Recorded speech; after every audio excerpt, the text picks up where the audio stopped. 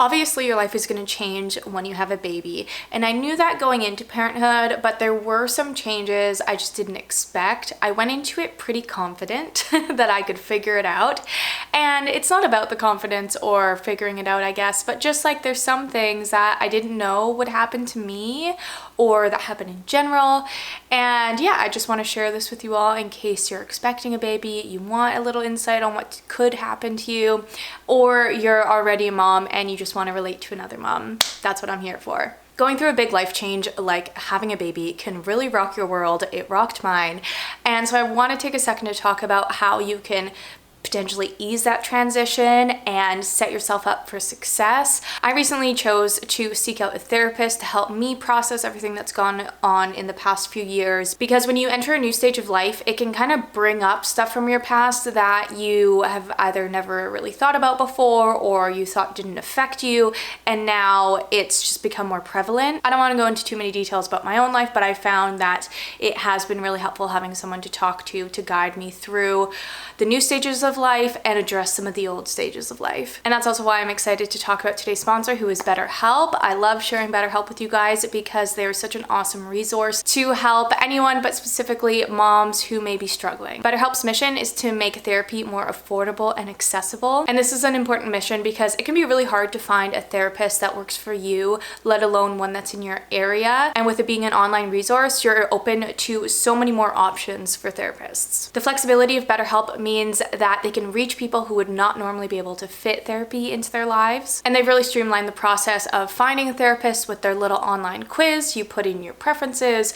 your requests, your requirements, and they set you up with someone they think would be a good match. And of course, at any time you can change therapists if it doesn't work out. You can schedule appointments with your therapist at any time, message them at any time, sign up for their group NARs, do phone call or video call sessions, because I know for some people they have a preference to be on the phone while they're doing things versus sitting down and having all your, visual focus on your screen on your therapist. The best part is that the system allows you to fit therapy into your own schedule. So whenever you have a spare minute at home while the kids are napping, you're able to hop on and get some help rather than having to set up a babysitter or try and find someone who's available after bedtime. It just works for a lot more people. So regardless of whether you have a clinical health issue like depression or anxiety, or you're just a person going through the world having a hard time, therapy is here to help you approach life in a different way. If you're struggling, please consider online therapy with BetterHelp. You can get 10% off your first month at betterhelp.com/embersandash. I'll have that in the description for you. Thank you again to BetterHelp for sponsoring today's video. Okay, so the things I didn't expect that would change in my life after having a child. First thing that's been prevalent lately is premenstrual rage. Also, sorry if you can tell, I'm just coming off a cold. I never really got angry before my period prior to kids. I would get a little sad, not angry. And now I am, just little things set me off. It's funny because you guys know that I dealt with rage pretty significantly after having Finn. And then once I got my period back, that went away. And now I'm realizing that I was just in like the premenstrual rage for a year with no relief. Whereas now I get it like a couple days before my period and I know it's coming because I'm getting really angry, and then it goes away after my period comes. So that's lovely. I also can't handle gore or anything scary or sad that happens to children anymore. As a teenager, I liked scary movies, which is really weird now because I could never anymore. But specifically, gory things did not affect me. Anything like just brutal or, things that make you uneasy didn't affect me. And now I really get bothered by it, especially if there's kids involved. I cannot. It will stick with me. It will make me very upset. I just try and stay away from it. And I guess, a lot of that is just being a mother and like having a hard time seeing things happen to children. But like I said, it's outside of the children world too. Just gory things, not for me anymore. I find it so funny how well I can manage low sleep nowadays.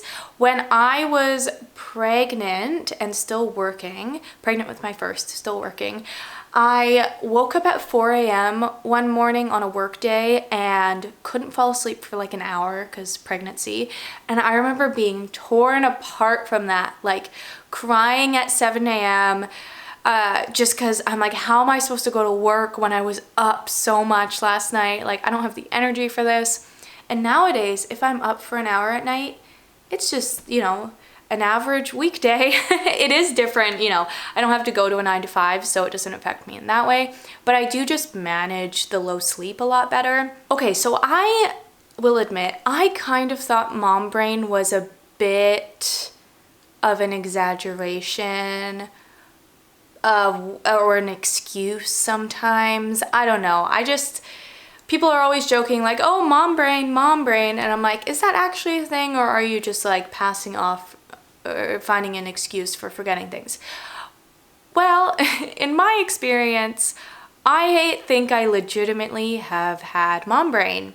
It's gotten a bit better recently, but especially the first year after Finn, I couldn't remember anything. I was so scatterbrained. I don't even know an example, but just like I would say, hey, why didn't you do this thing that I asked you to do? And Josh would say, you didn't tell me to do that. And I'm just like, I can't defend myself because I have no confidence in my brain right now. Like I said, it's gotten a bit better, but right now it's more of just like the mental load. I'm pretty full up in here, so some things fall through the cracks, but I'm feeling a little bit more confident with my brain.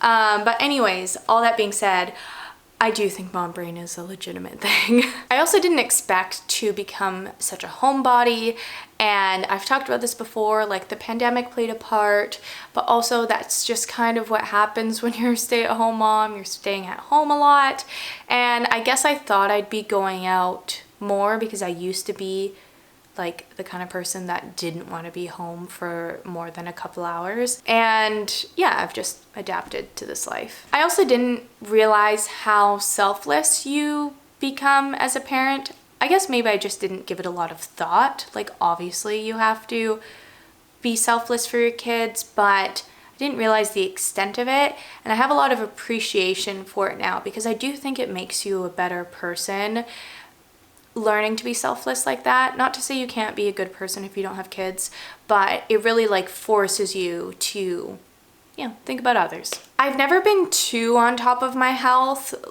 Teenage years, I was really unhealthy. But I'd say in my 20s, like I was fairly active, kind of tried to care about what I was eating, not too much. And since having kids, I've put a lot more focus on that because I'm now looking at life from the viewpoint of I want to be physically available for my kids as long as I can be. Obviously, I also want to like feel good about myself, like not be in pain. But yeah, I just am looking further down the road of like, what can I do today so that I feel my best in 10 years, 20 years, I can be active, I'm treating my body well. And yeah, I just didn't expect that kids would make me focus on that. Okay, a sad one, sad for me. I didn't expect my hair to be crazy for 6 years. And this isn't for everyone, but some people's hair texture changes when they have babies, when they're pregnant. Mine did. And don't get me wrong, I don't want to like complain about my hair. It's too much. I like my hair. It's just it takes a lot more effort because when I'm pregnant, my hair grows out straight. Crazy.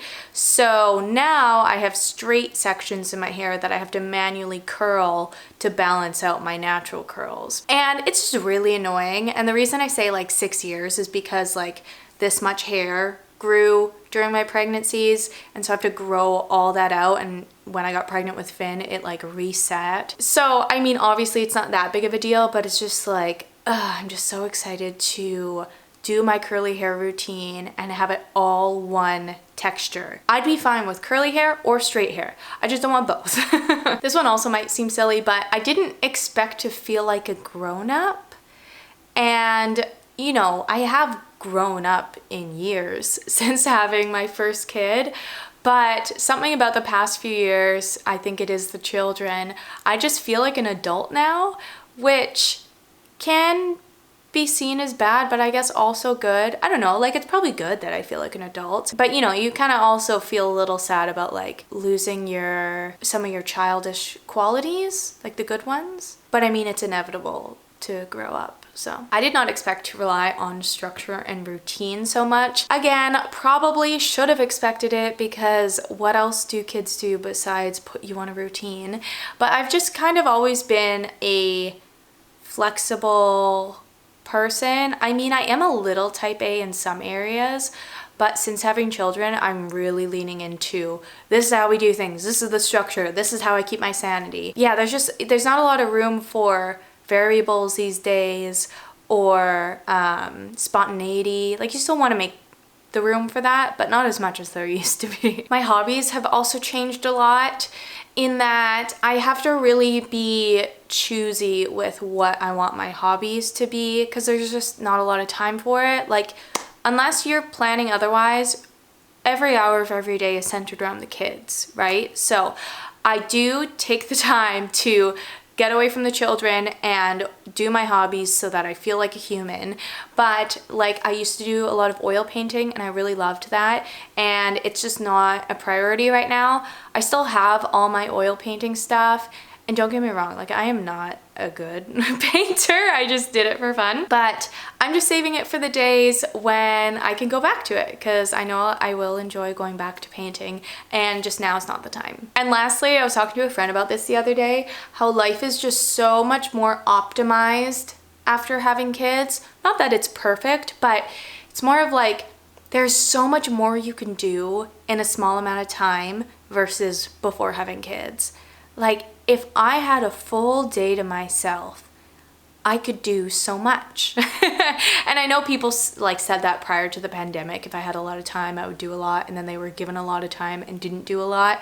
So like, I guess take that with a grain of salt. But I just know that I'm able to fit so much work into such a little amount of time, because that's all I'm given, and I have to just like really focus on it and power through. So yeah, those are all the ways that my life has changed, good and bad. I hope this was insightful or just reassuring for you as well. Let me know if any of you had your hair texture change during pregnancy. I would love to hear from you so I don't feel alone. And yeah, thanks so much for watching. I hope you enjoyed, and I'll catch you in the next one.